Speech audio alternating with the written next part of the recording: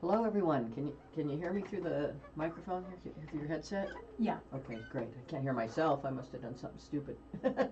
Good morning, everyone. This is Ron Deshay. You're listening to KUHSdenver.com, Denver Stream, and with me today I have a very, very special guest, and her name is Kelly Ruby Hansen.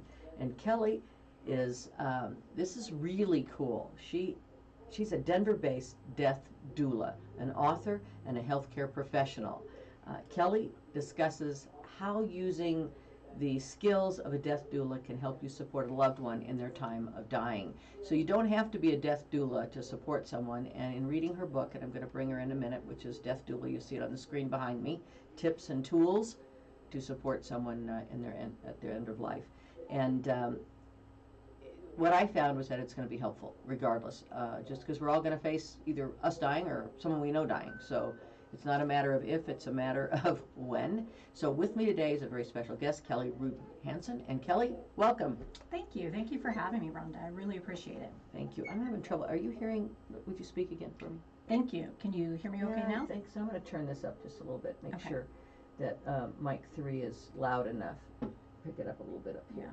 There we go. I think that's better. Can you hear? Yeah, That's better? that's Good. better. Great.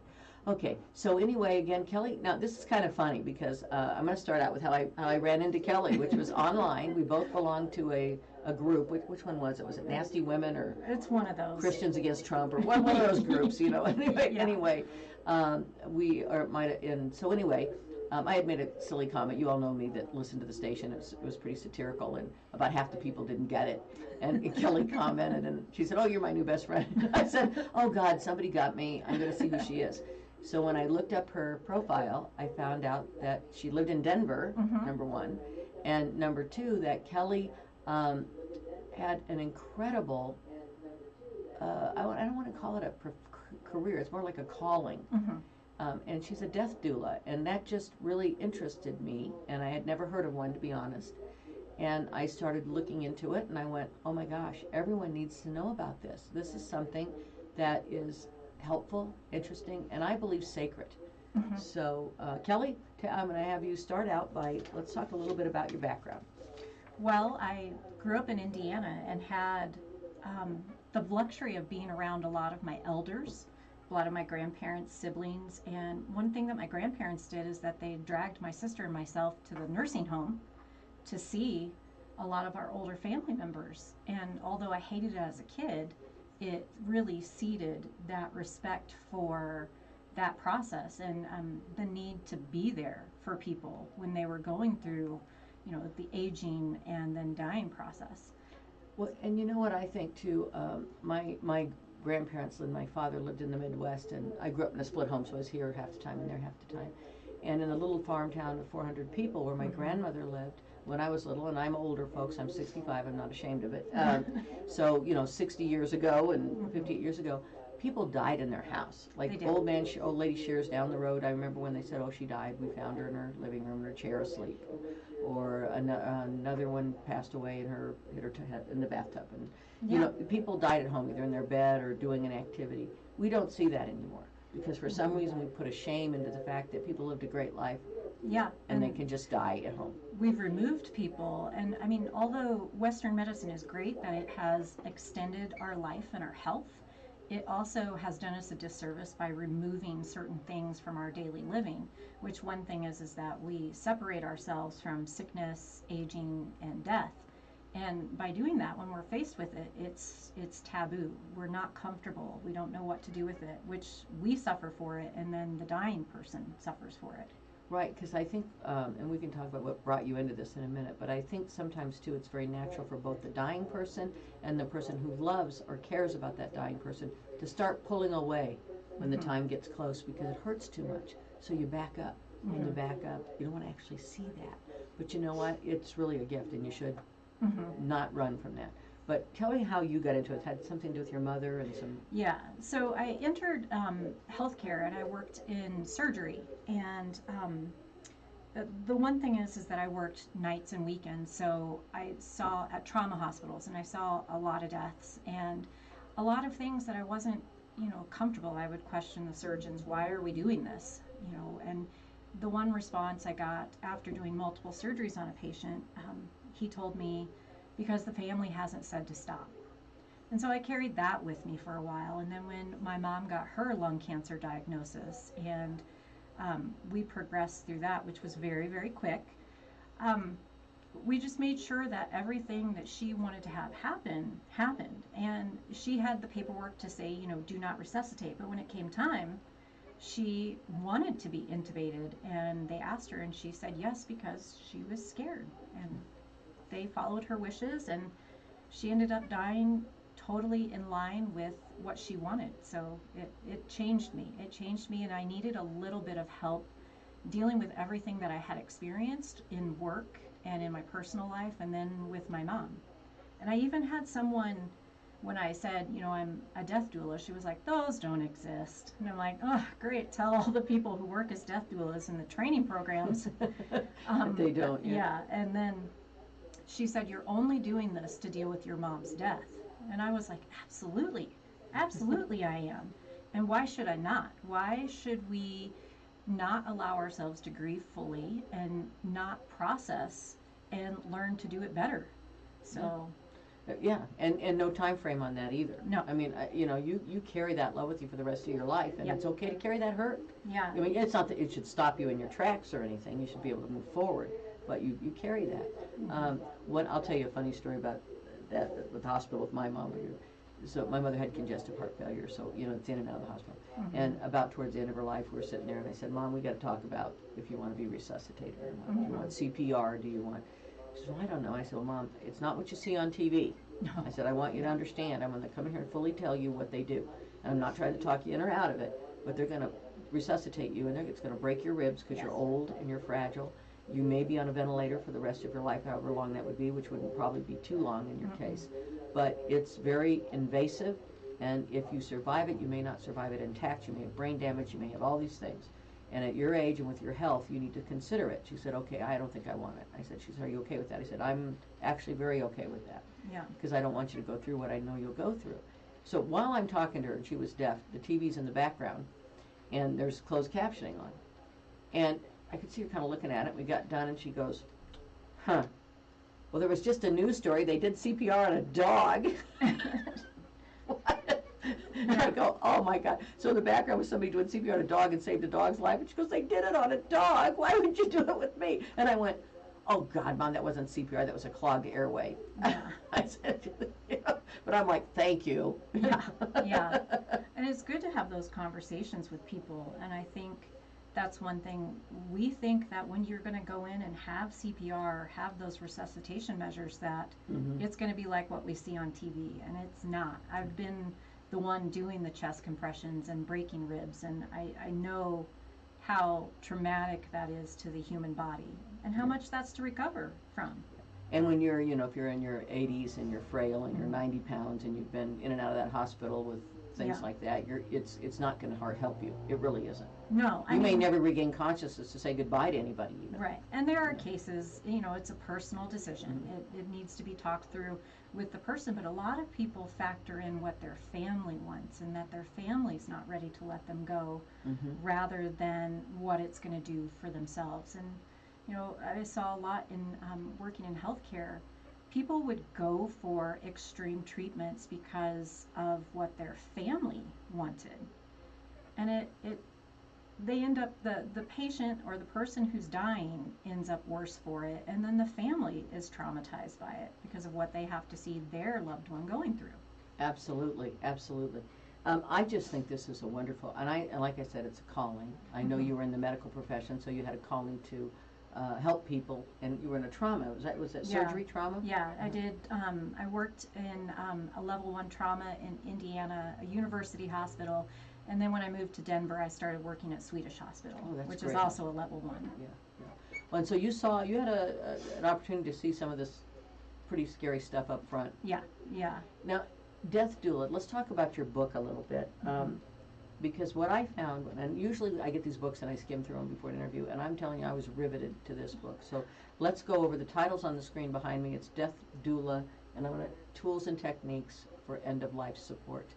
And it's written in a way that if you're interested in becoming a death doula, you can see what it kind of takes to do it. But what I found is, even if you're not, if you're interested in helping someone who may be going through a serious illness, end of life, something that's terminal, something that even if it's 8 years away, you may want to read this book, because I guarantee you, you will be a better mother, sister, father, cousin, friend in helping someone go through this if you read that book. Yeah, exactly. And it's geared, it's set in a professional stance that, it's for people who would consider doing this for work, but my mission isn't to make more people doing this as work. My mission is to get more people the resources, the training, and some tools that they can use when they are faced with this, because so many of us are left like, we don't know what to do. We don't know what to do. And it makes the grieving process afterwards so much harder if we move through the dying process unsupported and, without the tools to help us. And you know what else I thought was very interesting in your book, and it was one of the first things that you addressed, is the grieving process starts months, sometimes years, before you actually lose the person. It does. Like I said in the book, you lose people, you have little losses that add up to the biggest loss. And, like we were talking before we went on the air, geography is a big one. As your family members get older, you have to have that conversation about taking away their keys.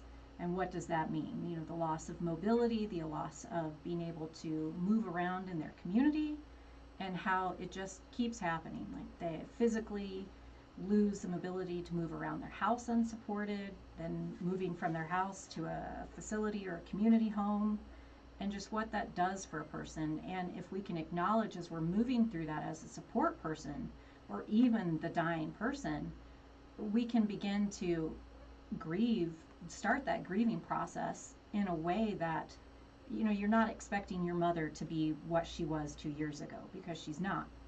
And you do lose them. I can remember, and it's okay to grieve for that. It's okay to grieve that your mom really isn't maybe there enough for you to go and cry on her shoulder and give you advice anymore. Right. She might not even remember who you are. Yeah. I mean, but she's still your mom. It's okay to grieve because your mom used to cook all the time and now she can't. Right. Just the things that you're going to miss and that you start to see go slowly. Or grieve for them because you see them frustrated because they can't walk without their walker, or they can't hear the TV, they can't read anymore because they can't see. Those things are all part of that grieving process, and if you allow yourself to grieve for those things, I think when you get to the point of death, you still grieve, but I think it's less traumatic because you kind of prepare yourself. Exactly. It is less traumatic because you've been doing it the whole time, and you've also accepted the fact of what's happening rather than being surprised by it. Because so many of us are surprised when someone passes away, and it's like, really? They've been sick for a long time and declining for a long time.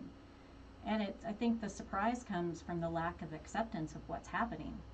Absolutely. And and we want to deny it, and we want them to deny it to some degree.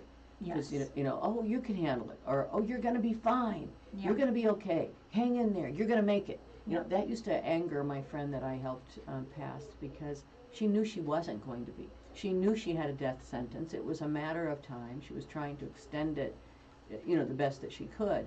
But to say, oh, it's okay. You're going to make it. I know you're tough.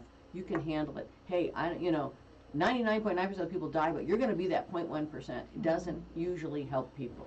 No, and that's one thing that's great about a death doula, even outside of other professionals. We come in and we're not there to fix the fact that they're dying. We're there to allow them to speak that openly, and to at least have one person in their life that will listen to them as they're like, this sucks. I don't want to die, but this is what's happening. Whereas some family members won't let their people speak it. Yeah, I know. I've seen that. And they just don't want to talk about it. They just don't want to address it. They don't want to talk about it. All of those things, they just don't want to deal with it. And I think that we need to get more comfortable with this, because it would make it easier, I believe, for everybody. It definitely does, and it's something in our Western culture where we have removed that, and we don't. It's also tied into how we don't honor aging anymore. We don't honor people who are older and the knowledge and experiences that we have. It's like we want to closet away anything that's uncomfortable, whether it's sickness, aging, death. It's like we're not going to deal with it until it's right in front of us, and we are suffering because of that. Absolutely. And, and I think we had talked about that a little bit earlier, too. We've kind of whitewashed, I would call it, death. And in terms of, even with our pets, we take them to the vet puts them down, we spend $500 on something that would have happened anyway in your backyard.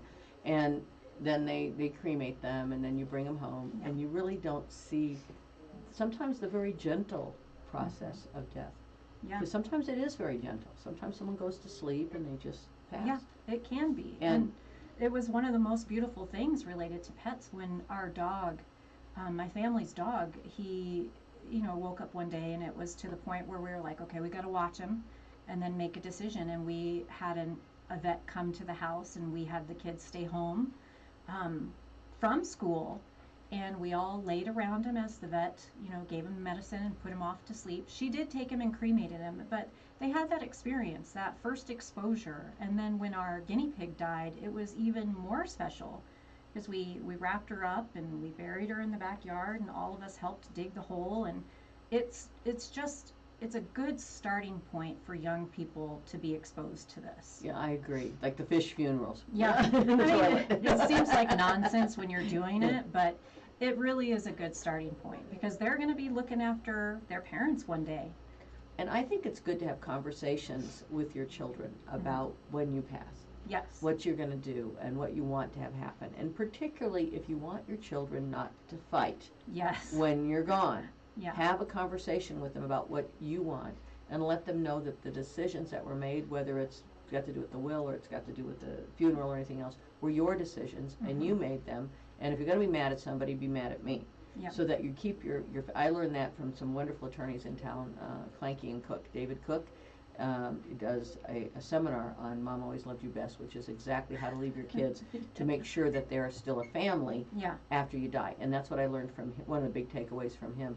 And I think he's such a great attorney to worry about that with his clients. Not just here's your trust, here's your whatever, but let's make sure that there's something you can do to especially when the last parent goes. Yeah, and I've seen it multiple times where families end up fighting, and that's not what you want. You don't want them to be fighting over assets and material goods once you're gone. That devalues your legacy. Or even over whether you want a full mass or no mass, or you want a fancy coffin or no coffin, or cremation or no cremation. Those things can drive a family apart. It's already a stressful point in time when you lose a loved one. It adds layers that you don't need to experience when those things aren't thought out. Or at least, the paperwork is one thing, but at least having conversations is huge. It's huge in that, to let people understand what you want. And telling someone that you have it planned and it's in the file cabinet isn't very helpful, because they need to know the specifics. Yeah, very specific, so there isn't any arguments. This is kind of a funny story, but again, when my mother, I'm the only child with her, so I got to do anything I wanted, but which was kind of, I used to hate being an only child, except when she died, it was good, because I just got to do what I wanted. Yeah. But, I was devastated, of course, even though I knew it was coming. And I went back and sat in her study, and I got to call people, I don't know what to do. And I looked down, there was a folder on her a red folder sitting on her desk, and it said, "When I die, immediately open this." So I opened it up, there's a big note on the front page. It said, "Stop crying and do these things." 1, 2, 3. And I just started laughing, and I said, oh my God, that's so much like her. But it was so very specific, and it was, I don't know what I would have done. It was so very, very helpful. Yeah. It was just 1, 2, 3, okay, I'm done, So the more you can discuss things like that and help your children. And then also, we think, well, children are going to bury parents, but sometimes parents bury children. And that's even harder. So, I don't know what you worked with that? Have you any advice on that? I have if your child with terminal illness? I have family experience with that. I have not, fortunately or unfortunately, however you want to look at it, I have not worked with any dying children. That is, the people who do that are angels. It's a special breed. And I'm not unwilling to do it, but it's, in my family experience, the parents, they never want that to happen. It's never planned and expected. And even when you have a child that has an illness that sets, like, removes all the expectations that you had for their life, you have to grieve that too. And the potential that they might not make it through this illness or even injury, you have to grieve that. It's those little steps along the way of letting go of what you thought was going to be and allowing for what actually is in front of you. That is great advice, and actually that's great advice for anything. Yeah. Because life does give us twists and turns, whether it's you thought you were going to be the president of the company and they called you in to promote you and they fired you, or or it's a divorce. You thought everything was great, and your husband comes home, or your wife comes home and says, "I'm done." Yeah. Or I learned that from my son, who was not a traditional student, and I thought I was going to have these straight A kids because that's what I was, and he taught me real quick that I needed to accept what was in front of me rather than wishing for what I wanted. And celebrate what you have. Yeah, yeah. And I think that's part of it too, like the celebration of that person, even in passing, you can celebrate what they have. Exactly. And you can laugh about some of the fun times you've had. And, it was, like I said, I told her earlier, I'd helped one of my friends, her sisters and I had helped her pass away. And the one thing that we did was when we get there, I'd say, "What do you want to do today?" She goes, "What do you mean?" She'd be sitting in the bed, and I'd be like, "Well, you may as well be dead if you're just going to sit here. Yeah. Let's get up." And we would do things, and we would laugh, and we would go places, and we would just do stupid things. And sometimes we'd joke about it, like, "What if I get a parking ticket?" And I'd be like, "Well, are you thinking you're going to be here to pay it?" Yeah. She'd be like, "Oh God, okay." Because we would just accept it as part of life. Yeah. And we moved on. And the reality is, you can spend that last time, if you have the blessing, and I believe it's a blessing of knowing that your time is coming. You can either spend it living or you can spend it dying. Yeah, yeah. And if family is sitting there helping you spend it dying, you need to have a little talk with them and say, "You know what, I think I want to still live a little bit until the time comes." Well, and even for some people, that last bit might just be laying in a bed and having their family members around them. And it's figuring out what it is that person wants, and what a gift you were to your friend that you were able to make this, a wonderful time that was full of memory and the legacy you carry from that. But some people, we put this expectation that it has to be something grand and that you have to drive across the country and do all these things. It doesn't have to be. It can be just driving to Sonic and getting a milkshake, something like that. It could just be going for a drive because they've been inside and they want to see the mountains one more time, or they want to drive a sports car one more time, or they want to do, or they just want to sit in bed because at certain points they can't do anything else. Yeah. And then it's a matter of, what do you want? Do you want to sleep? Do you want to talk? Do you want people here? Do you not? I think I shared this with you, but I'm going to share it with the audience. One of the most poignant statements that I heard when I was with my friend was, we knew it was like maybe 3 weeks left, 2 to 3 weeks. It was pretty bad. And she said, "I can't take any more phone calls." People were calling and calling and calling. And she said, "What people forget is they're saying goodbye to me, and that's hard." And she said, "And I know it's hard, but I'm saying goodbye to everyone and everything." So the grief, imagine feeling the grief that you're feeling, saying goodbye, and magnify that by 100 people. Yeah. And she said, "It's overwhelming. I can't do it." I said, "Then let's write a note. And when they call, I'm going to say, she left you a note. Here. Let's, let me take the video camera, make a mass goodbye, and I'll send it out." Something so you don't have to experience that constantly, because that was really hard on her. Yeah, and that's something that working with a death doula it enables the person to loosen their grip on life, because we do hold on to things so tightly, and you have to relinquish the grip you have on your physical body, and then relinquish the grip you have on the relationships and the roles that you've played in the world, and because ultimately you're not going to have a choice, it's going to happen. But if you can't lighten that load a little bit, then it's going to be harder to let go and ultimately transition. Well, yes, absolutely, and I think the hardest thing too is you want to help them, but you don't want to make them feel like they're your help. It's a fine. I don't know how to explain it. You want to make sure that they still have agency, that they are still determining things. Even with people who have Alzheimer's or dementia, you still want to give them some of the power in ways that you can.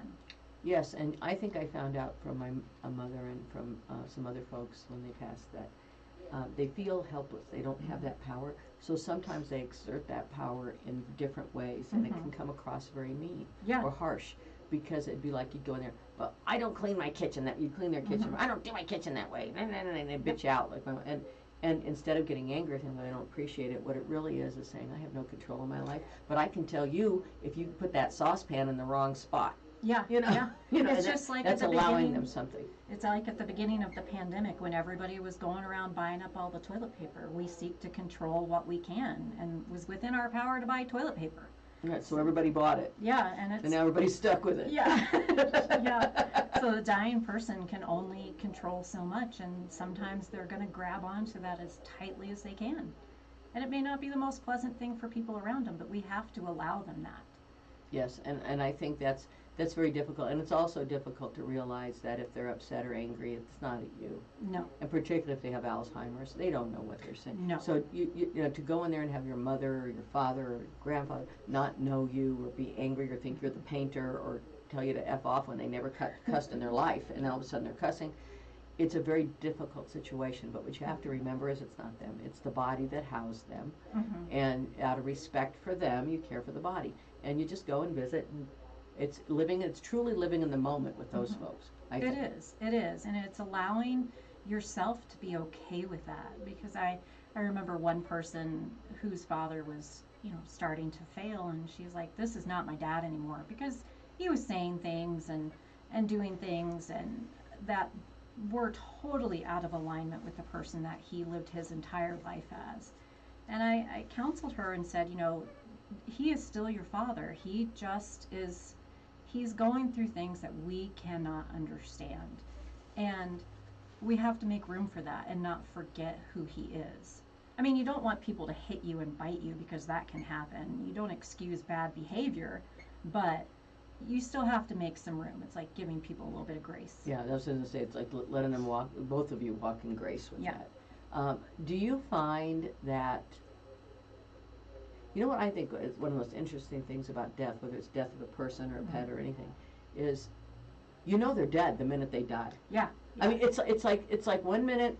I mean, they could be asleep, and it's in a nanosecond, but it's like 1 minute you can tell they're alive, and the next minute there's this hollow, weird feeling. They don't look it; it's just gone. Yeah, there's a physical change, and I think in my book I talk about this a lot. That there's magic and mystery that happens around the time when people die. The room may feel different, but physically, if you don't want to get into all the woo-woo stuff, physically looking at a person when they've passed, they look different. Yeah. It's just like that spark is gone. Yeah, it's the weirdest, and even an animal, they just look different. Yeah. And I know when I found my mother, I walked in the house, and I knew the second I set foot in, oops, I kicked the big table, made a noise. The second I set foot in that house, that she was gone. It just felt empty. It felt weird. I cannot describe it, but you knew there was a feeling in the air that she just, I knew it. It was just, that's it. And that's one thing that I think a lot of death doulas can bring into the space, is the acknowledgement of the changes in energy, and how, no matter what you believe, I like to explain it to people this way. If you're on a phone call with someone and you end up smiling and feel better when you get off of that phone call, that's energy exchange. It's the same as if you're driving and someone does something and makes you mad and they flip you off and you get angry over it. That's an energy exchange. So a death doula can come into the dying space and acknowledge those energy exchanges and those differences and how we're perceiving, like knowing, just, your conscious mind, your logical mind doesn't register that, oh, mom's gone, but something in you knows. And we can make space for that and give people permission without having to explain or validate what they're seeing in the space, and allow it to be a big part of the dying process, even for the person who is dying. Allow them the nonsense language that comes up and the things that they see, the people that they see that aren't there. I'm going to ask you about that, because we've seen that with my father-in-law. I wasn't in the room, but my husband told me, and my grandfather and others, where they kind of look off to the corner, and they point at something, or they say, look, my sister's here, or my wife's here, or my kids are here, or my husband's here, and like they see them. And I've always wondered if that was hallucination because they're lacking oxygen, or perhaps maybe it's real. I don't know, but it's happened so often. It's certainly a phenomenon. Yeah, if nothing else. I don't know that, and I could be wrong. I don't know that anybody knows 100% what it is. Some people are going to argue that it's, the lack of oxygen in the brain shutting things down, and it's a protection measure of your brain. And then other people are on the side that it is visitors coming back. And it depends on your belief system, what you want to attach to. But knowing that it happens, it's documented, and you can expect those things to happen. So when your loved one is lying in bed and they're talking about, seeing angels or seeing family members that have been gone for a long time, I tell people not to dismiss that, because they're experiencing things in a way which we are not. Well, and even if it's not real, to them It's real. Yeah. because they saw it. Whether Yeah. that's a hallucination, or it's an angel coming down, or it's Jesus, or it's their dog that they've missed, or whatever it is, you've got to realize that perception in that case is reality to them, and respect it. If it comforts them. Yeah. If it's something to comfort them, why would we strip that from them? Yeah, that makes perfect sense, because, why would you? Yeah. If they want to think they're going into the arms of whoever, let them, Yeah. so that they're not sitting there with their eyes wide open in fear. Yeah. And I think that's something that older cultures have done really well, that we have removed ourselves from in the United States, is that we don't allow for that mystery and magic. When that happens, we tell people, oh, no one's there. And then just because we're uncomfortable with it, rather than allowing it to be sacred and saying, yes, your loved ones are here to carry you home. Yeah, you're exactly right. Now, do you find that it's just Western culture, or more the United States, that really have kind of whitewashed death and put it under the rug and swept it under the rug, versus like more ancient cultures like Chinese or Native American or Middle Eastern, or African? Well, I think Western medicalized culture has definitely removed a lot of our ritual and sacredness in the dying process, and how we honor it, and how it's a special time. But even within Western culture, there have always been people who have done this work, even especially like in communities with people of color or other nationalities. They still do this work, and they still have rituals. Like Jewish people and Muslim faith, they have this built into their practices, whereas a lot of Western Christian religions, we tend to lend it to capitalism and make it so a professional has to come in and take care of it, rather than it's something that the family is involved in the community. So, and I think that it's hard to do.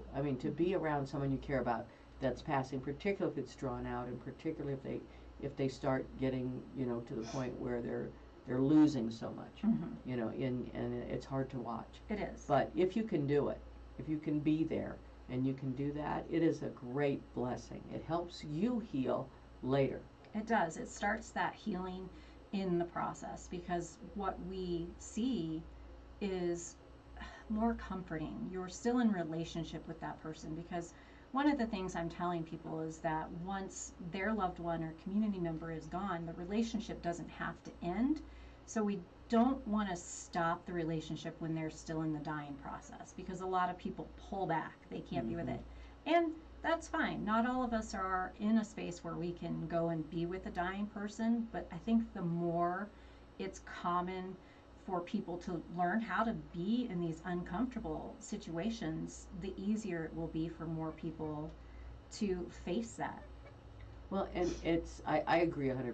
I think it's not something you want to run from, but you have to be careful what you say. Yeah. That's the other thing, and we mentioned that briefly, but the things that you have to be careful to be helpful, not only to the deceased, but to their family and to others. Even if you think you're the closest person in the world to that person, they still have family, they still have other people that might feel the same way. So you need to be very careful about what you say, so that you're not, affecting the process of dying, but more importantly, with the other people, the process of healing. Mm-hmm. And I think that's one of the most important things that I emphasize with people is language and how we talk to each other in that space. And it carries over outside of the dying space. How we listen, because so many times we don't listen to the people who are dying, and we don't listen to the people who are supporting the dying person. I remember a young lady that I worked with at the hospital, her grandfather passed away, and she was so sad, so sad. And people were like, it was just your grandpa, and he was old, so he lived a good life. And I pulled her to the side and I said, you know what? Give yourself time. This is a loss and this is hard. And I don't care how old they are, you're still going to miss them. Yeah. The difference, I think, between losing someone when they're old, like they've lived a full, long life, and when they're young, is that there's some degree of anger you don't have because there's some degree of that. So I think the grieving process that you go through is a little bit quicker with those people, but it's still there. And I just had a friend comment, and I'm going to bring this up. Her name is Charlene. She's in Texas, and she said the book Imagine Heaven by John Burke has interviews with people that have near-death experiences, and it was very interesting. And she actually shared that book with me, and it is very interesting because a lot of people do have those near-death experiences and come back to share that with us.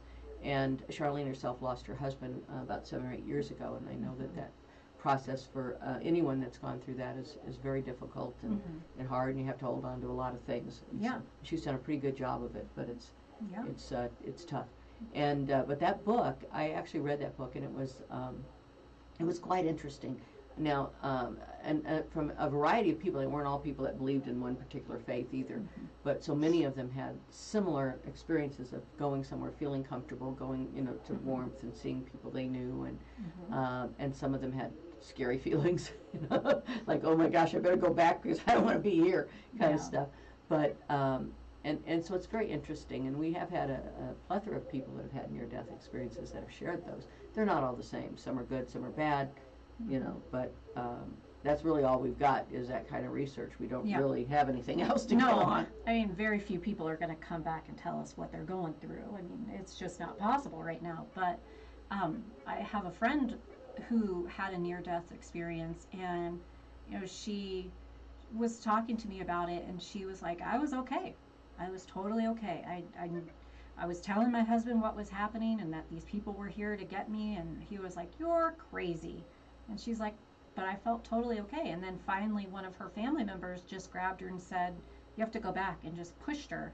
And, she was back in her body at that point. And, there's a lot of mystery around the dying process. Like I said before, people aren't coming back from being dead unless it's a near-death experience and telling us for sure 100% that this is what's happening. And science hasn't gotten there yet.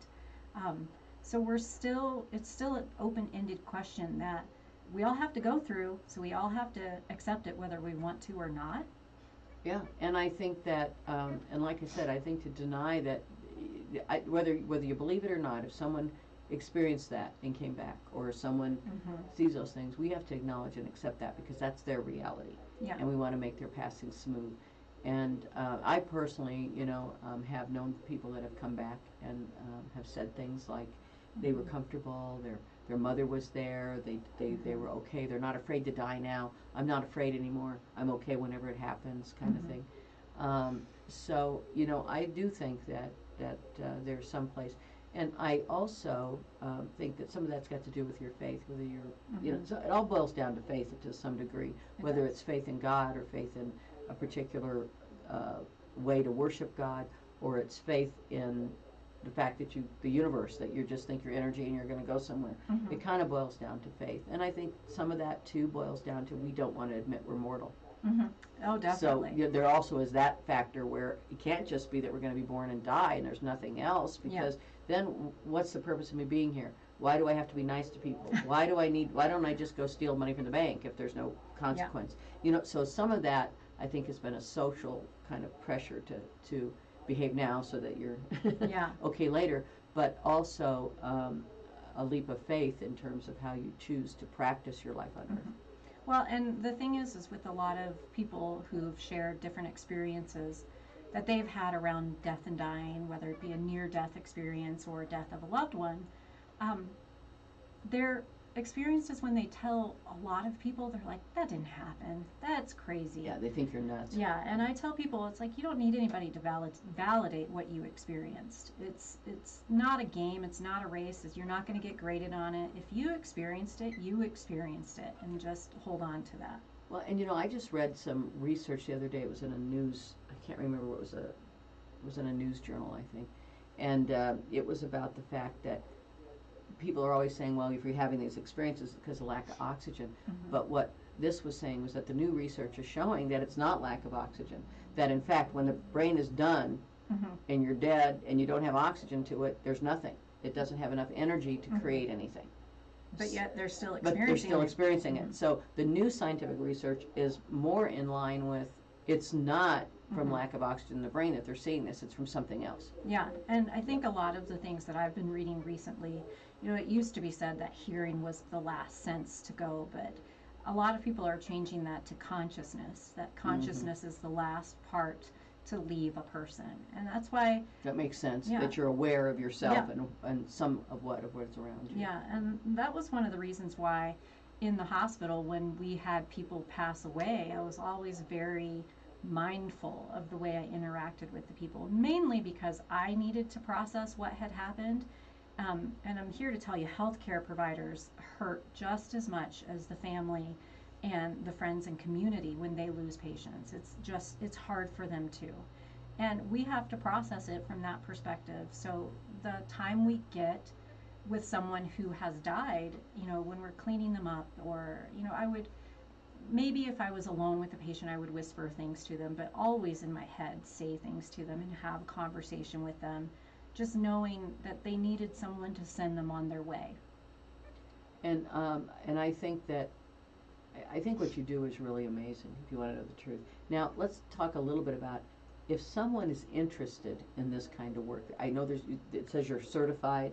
That was a shock. At first I'd never heard of this, and then I was like, and they certify them. Yes, yeah. I've been certified, but it's been for something else, like being nuts. No, Yeah. no, but, Yeah. but how do you? What's the process? How do you do this? Well, it depends on the program that you go to or the method that you want to go to learn about it, because being a death doula is an ancient practice that just recently has gotten a name and certifications behind it.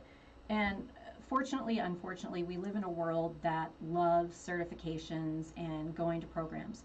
So one thing you can do is just read. You can read up and put it into practice, like what you were sharing, working with your families and your friends when they were passing away. Those are doula skills. What you were doing were doula skills.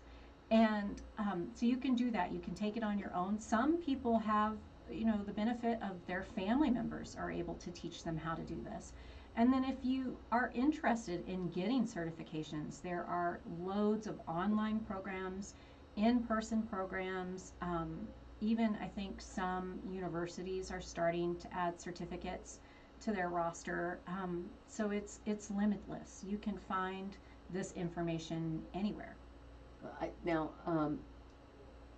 It really, now there are some, one of the things in the book that I thought was interesting was, how do you ask to be paid? Yeah. Because that would be like, I mean, I know that's your living, so Yeah. they have to pay you to do this, but it's like kind of weird. It is. I mean, I shouldn't, not weird, the living, but No. I think it'd be awkward to be like, okay, Yeah.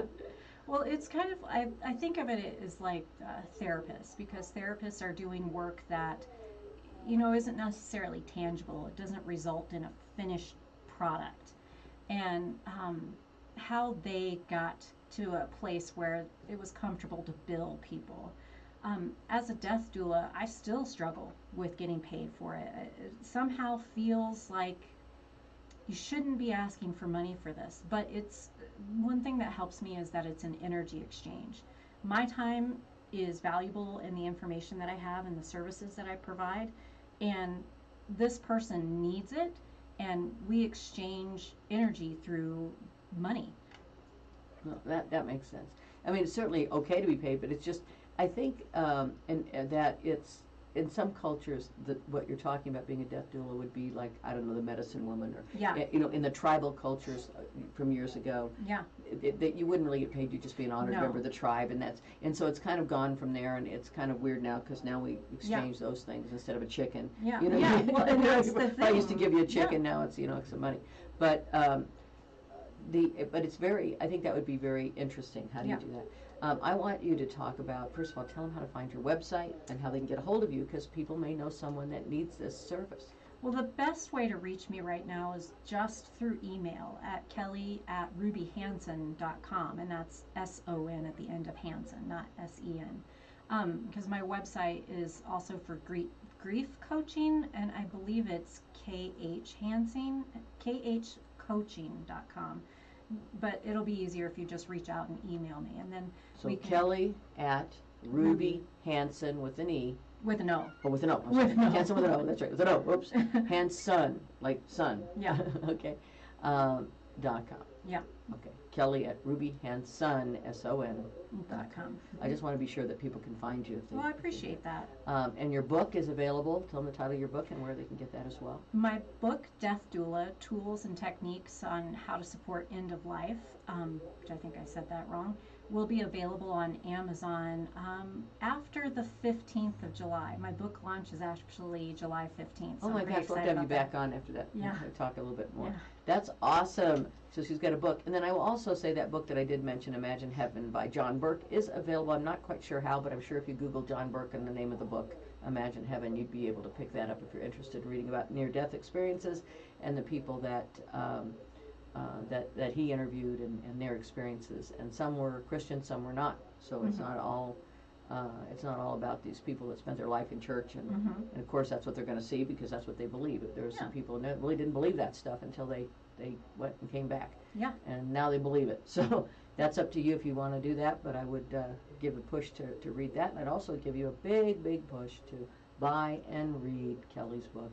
I think that it's, like I've mentioned before, it is absolutely something everyone should read. You will need it, and if you don't need it for someone you love, you'll need it to tell people you love how you want to be dealt with. Yeah. Because none of us is getting out of here alive, are we, folks? No, absolutely not. Listen, this is truly, I think, a great interview. You're really good at this. Oh, thank you. Oh, I'm like, wow, she sounds good. She knows what she's talking about. Yeah.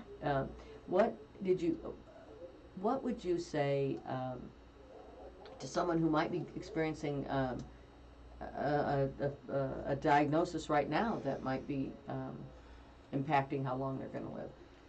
What could they do to help their family? That's a hard question. I think from my personal experience, I'm going to go back to my mom's diagnosis. One thing she did was she was crazy here and there because, it's intense, but she talked to me. She told me how she was feeling, and I remember specifically one conversation. I happened to be at work at the hospital, and I was walking around doing things so I could talk to her on the phone, and she asked me, she's like, "Are you going to be okay?" And I told her, I said, "No, I'm not." I mean, my mom was dying. No matter how crazy. And how old were you at the time? 35. Yeah, it's young. Yeah, it's young so to she lose was a parent. 60. She was too young. And no matter how crazy the relationship was between us, it was still going to be really hard. And in that moment, she still was doing her mom thing and comforting me and telling me, "I'm going to be okay. I'm going to be okay." When really I knew that she was scared. And she had to find people to deal with that were not her emotional responsibility. Like, I was her emotional responsibility. Right. And you never stop doing that. No. You want your child to be okay. Yeah, and that's really hard. So talking to people, and even if it's a non-family member, is big. And then, giving yourself time to feel what's coming up, because it's complicated. It's so complicated. And like I said before, you're having to loosen your grip on so many things. And just that acceptance. And like you were saying about your friend, how hard it was for her to say goodbye to everything. So it's hard for us that are left behind, but for the people who are in that place, And I don't think it makes much difference whether or not you have faith or don't have faith in terms of how hard it is to No. say goodbye. No. Because, people think, well, if they have faith, then they're going to be going to heaven and they're going to be okay. Yeah, they're okay with that. Yeah. I'm looking forward to that. You're looking forward to that. But the goodbye piece, no It's matter so hard.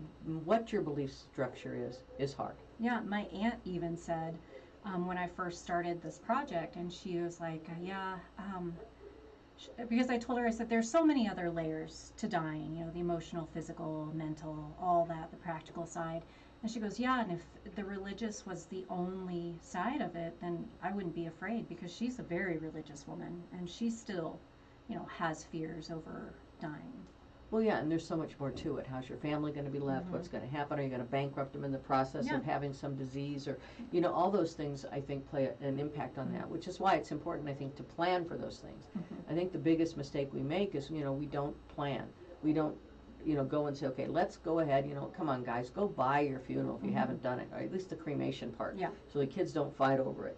And Yeah. put your wishes down on a piece of paper. It doesn't mean you're going to die sooner because No. you do that. It just means that you're going to die and make it easier for everyone, including yourself, because who wants to spend the last couple of days telling somebody what you want and don't want? No. It'd be nice if you did it when you were healthy and you wrote it all out and set a file, Yeah. and you went through it with them. Also, I think it's so important to give everybody space Yeah. and grace. I mean, those two things go really hand in hand with this. This has been an incredible interview. We've got about 3 minutes left, so I want you once again to tell people how they can reach you. Okay, they can reach me. The best way is through my email, and that's Kelly, Kelly, at Ruby, Ruby, Hanson, Hanson.com. Just shoot me an email. If you want a copy of the book, I might still have some advanced copies that I can send out from my publisher, or if you want to set up a time to chat, I can set up 15 minutes and we can chat and see how we can be of service to each other. Now, do you do this in person, or is it something that you can do now with Zoom? You can do it both. Zoom and the pandemic has opened this up. People are really flexible with that. So I'm Cyber death. Yeah. No, I'm sorry. That's bad. I mean, people have had to do that I with their know. loved ones in Well, the hospital. my daughter had to do it with her mother-in-law. Yeah, She had yeah. to say goodbye to her on Yeah. a iPad. It was And really, that's a it whole was other- brutal. Yeah. I've got a note here. So Karen said, "What a great topic. That's great. We really need to treat terminally ill with more compassion. In so many hospitals and nursing homes, the rooms of those close to death, they have to quit fearing death. It's part of life." I think you're right, because they become isolated. Yeah. And they will sometimes do that on their own, though. They'll Yeah. push people away because they can't say goodbye. Remember I Yeah. said it's hard for them? Yeah. But don't let them, Yeah. because they need you. But, Well, but just be even- kind about it, but don't let them. The medical professionals, we are trained to keep people alive. So when it comes to death, we struggle with it too. We don't want it to happen. Knowing when to let go. Yeah. I think that's a huge issue with treatment. Knowing when When enough is enough. That you're going to, enough is enough. That you're going to spend, sure, we can keep you alive for 6 more months, but you're going to be unconscious, miserable, it's not worth it. So, I mean, it might be to you, but it wouldn't be to me. Yeah. But the reality is understanding what that last push is going to look like. Yeah. And are you doing it for you? Are you doing it for your kids? Mm-hmm. Do the kids really understand that, we can keep mom alive for another 3 months, but she's not going to be mom. She's not going to be able to talk. She's not going to be conscious. She's not going to be, So it's a really personal topic, and I really appreciate you coming in and sharing with us. Your book will be out on Amazon on July 15th, right?